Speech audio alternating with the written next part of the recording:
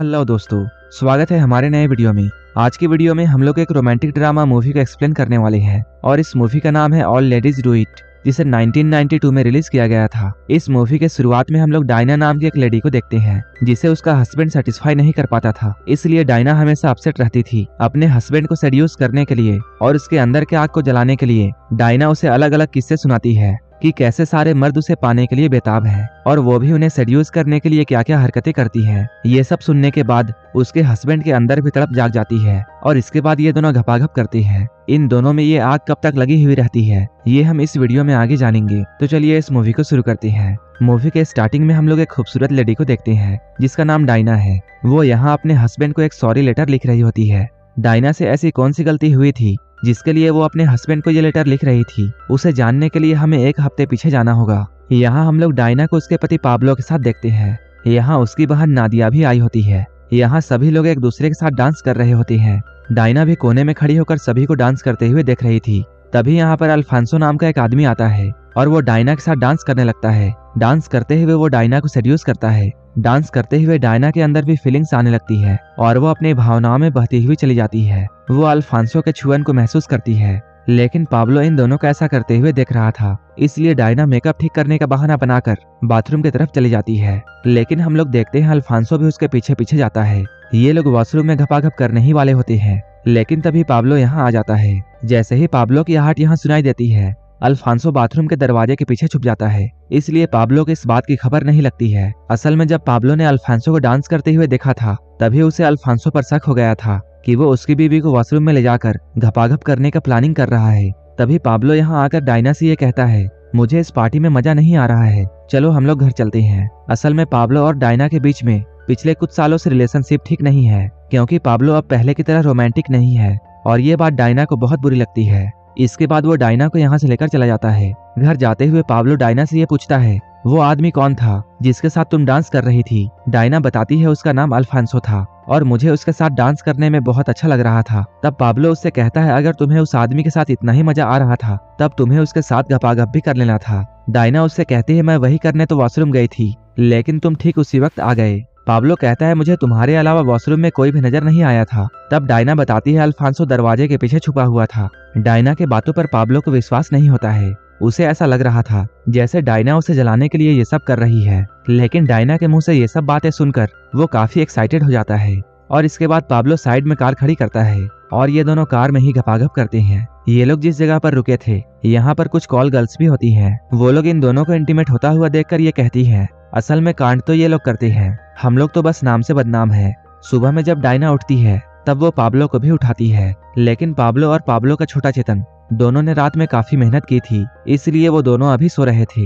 Pablo के छोटे चेतन को सोता हुआ देखकर डायना काम पर निकल जाती है। इसके बाद हम लोग डायना को उसके ऑफिस जाते हुए देखते हैं, जो कि एक भीड़ भाड़ वाले बस में होती है और वो सारे लोगों के साथ हंसी मजाक कर रही थी। कुछ देर के बाद वो बस से नीचे उतरती है और वो एक अंडरगारमेंट वाले शॉप में जाती है। यहाँ डायना सेल्स एग्जीक्यूटिव के रूप में काम करती है। इस शोरूम में लेलो नाम की एक लड़की भी काम करती है। तभी यहाँ का मैनेजर इन लोगों के पास आता है और वो लेलो को अपने ऑफिस के अंदर ले जाकर उसकी अच्छे से लेता है। काम खत्म होने के बाद डायना लेलो से ये पूछती है, तुम इस बूढ़े मैनेजर के साथ ये सब कैसे करती हो? वो तो ज्यादा हैंडसम भी नहीं है। तब लेलो कहती है, अच्छा दिखने से कुछ नहीं होता है, मुझे मैनेजर के टेक्निक्स बहुत पसंद है। तभी फिर से मैनेजर यहाँ आकर डायना से ये कहता है, तुम्हारी बहन नादिया तुमसे मिलने के लिए आई है। नादिया यहाँ आकर उसे बताती है उसकी आंट की डेथ हो चुकी है और उनके फ्यूनरल में तुम्हें जाना होगा। डायना उससे कहती है, तुम भी तो जा सकती हो। तब नादिया कहती है, मैं नहीं जा सकती हूँ क्योंकि मुझे यहाँ बहुत सारा काम है और मुझे जिम को भी संभालना है। तब डायना कहती है, मैं भी अपने काम को छोड़कर नहीं जा सकती हूँ क्योंकि मेरा मैनेजर मुझे छुट्टी नहीं देगा। तभी मैनेजर यहाँ आता है और वो इन दोनों से कहता है, तुम बिल्कुल टेंशन मत लो, तुम अपने काम को छोड़कर जा सकती हो। नादिया कहती है, हाँ ये बिल्कुल ठीक रहेगा और मैं तुम्हारे हस्बैंड का भी ख्याल रखूंगी। अगले ही दिन डायना वेनिस जाने वाली थी, इसलिए पाब्लो जाने से पहले उसके साथ घपाघप करना चाहता था, लेकिन पाब्लो की भी एक प्रॉब्लम थी। जब तक उसे कोई सॉलिड मोटिवेशन नहीं मिलता था तब तक उसका छोटा चेतन खड़ा नहीं होता था।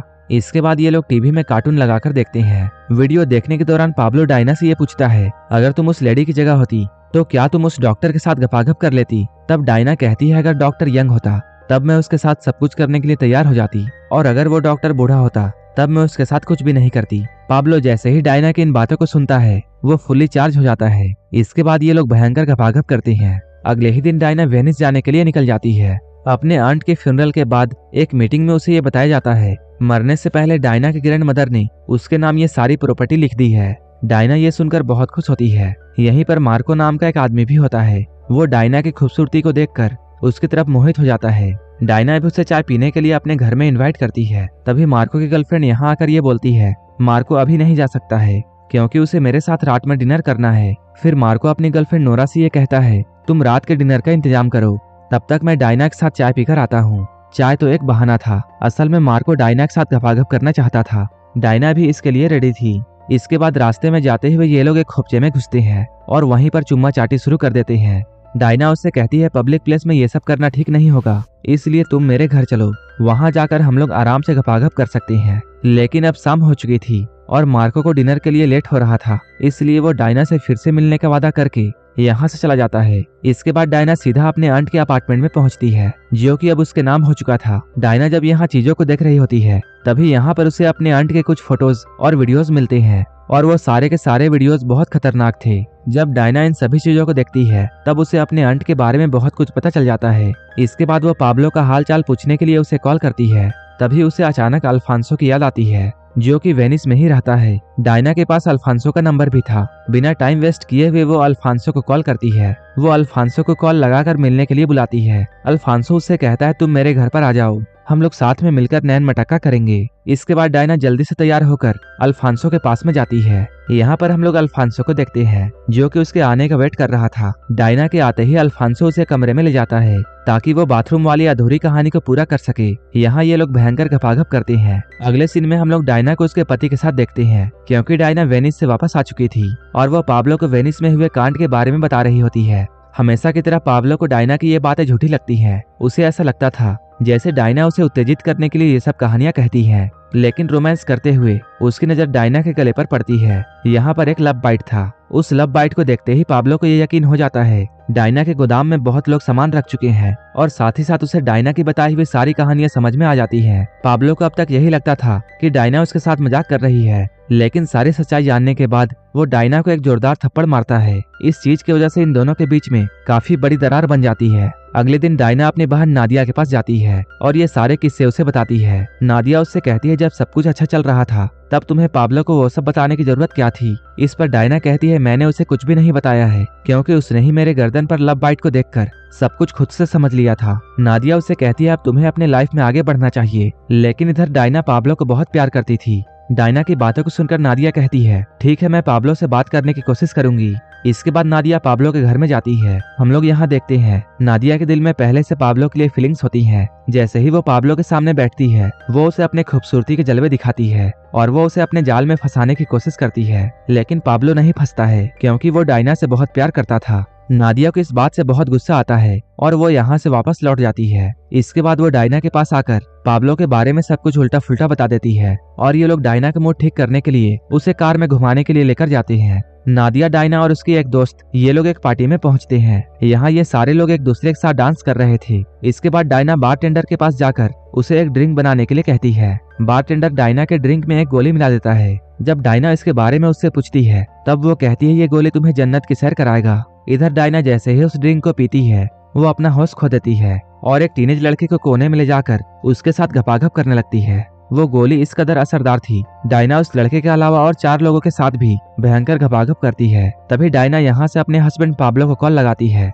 और वो उसे कॉल में ये बोलती है वो यहाँ पर 4 लड़कों के साथ एंजॉय कर रही है और मैं यहाँ बहुत ज्यादा खुश हूँ, तुम तो मुझे इतना खुश कभी नहीं कर पाओगी। वो बोलने के साथ साथ काफी अजीब आवाजें भी निकालती है। ये सीन यहीं पर कट हो जाता है और हम लोग इस मूवी के स्टार्टिंग सीन में पहुंचते हैं। यहाँ हम लोग डायना को पाब्लो के लिए एक सॉरी लेटर लिखते हुए देखते हैं। जब रात का नशा उतरता है तब डायना को ये एहसास होता है कि उसने पाब्लो के साथ बहुत बुरा किया है। इधर पाब्लो को भी डायना की याद बहुत सता रही थी। इसके बाद हम लोग डायना को उसके शॉप में काम करते हुए देखते हैं। तभी मैनेजर यहाँ अपने निस के साथ आता है और लेलो को उसके लिए नए अंडरगारमेंट दिखाने के लिए बोलता है। तभी मैनेजर की नजर डायना पर जाती है और वो उसे काफी उदास देखकर उससे ये पूछता है आखिर तुम्हें क्या हुआ है। डायना भी उसे सब कुछ बता देती है। तब मैनेजर उसे अपने ऑफिस में भेजकर रेस्ट करने के लिए बोलता है। इसके बाद मैनेजर यहाँ आकर बातों ही बातों में डायना को सेड्यूस करता है। डायना यहाँ अपनी देने ही वाली होती है, लेकिन तभी पाब्लो यहाँ आ जाता है। पाब्लो को यहाँ देखकर डायना चुपचाप उसके साथ गाड़ी में बैठ जाती है और वो अपने करतूत के लिए उससे माफी मांगती है।